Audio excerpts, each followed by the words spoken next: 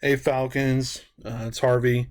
Pretty hype right now because I'm excited. Been messing around with my teams all day today, waiting for this Breakout Rooms update to finally drop in. We're kind of getting a beta testing view to play around with Breakout Rooms, so to speak.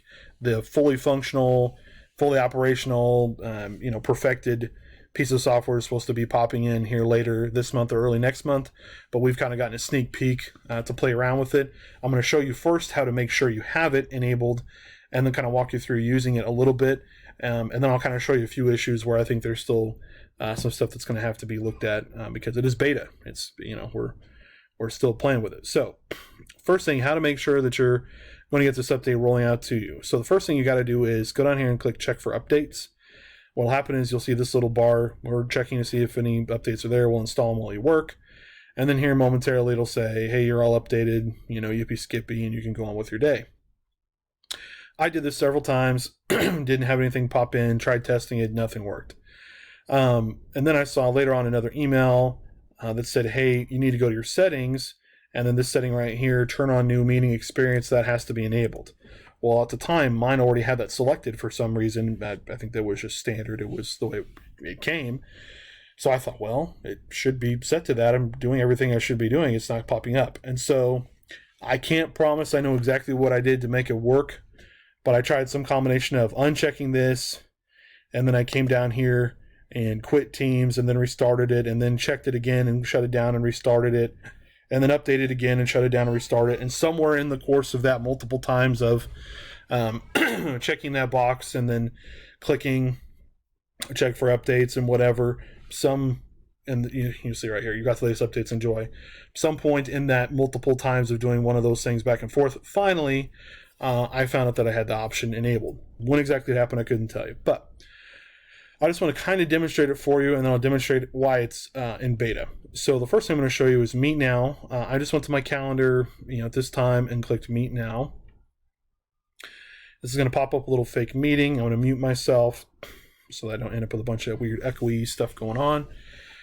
So I've started this new meeting, and look, if you've already used Teams a lot, you're already excited because you see this little thing right here that says Breakout Rooms right here, and you're hyped just like I am. So this is what it looks like when you click on Breakout Rooms. It's going to come up with these little options.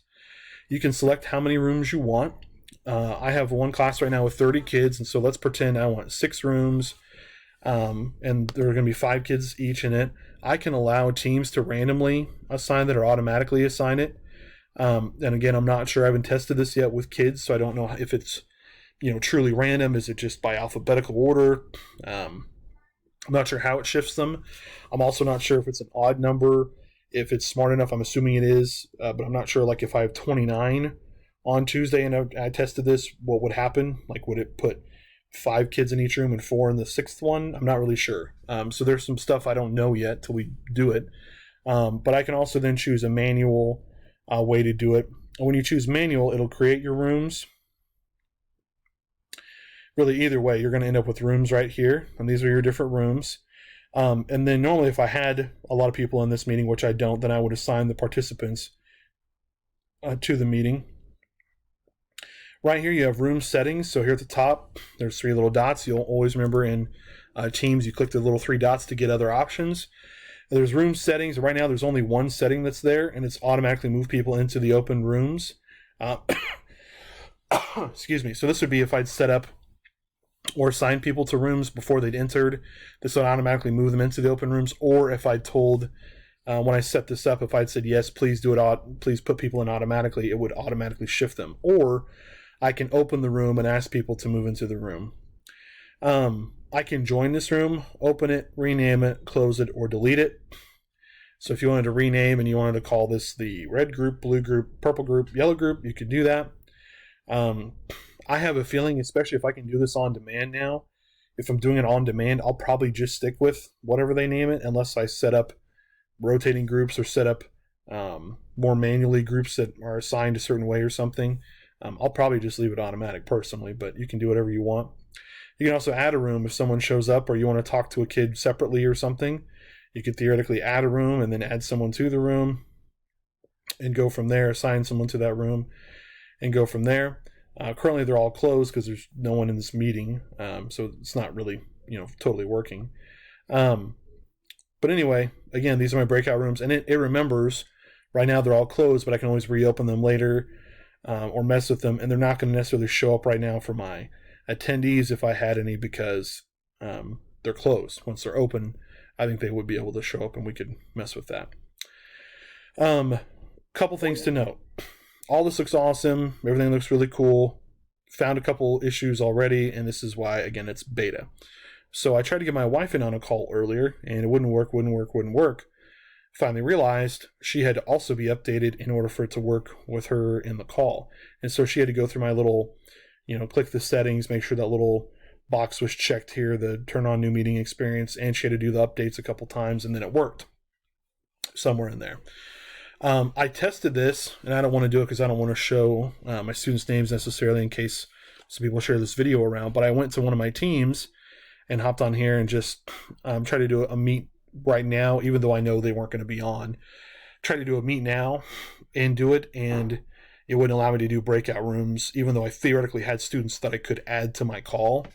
It wouldn't let me do a breakout room. And so I don't know. I've kind of read a couple things that indicate every student also has to be updated to the newest version or have these updates brought in. And so this is my advice to you. I would not try to do this day one, because I don't know if that update's going to get eventually pushed out to students, or if they're going to have to manually do that. And if they're going to manually have to do it, that's not something we want to get into day one. I'm not really sure. They shouldn't.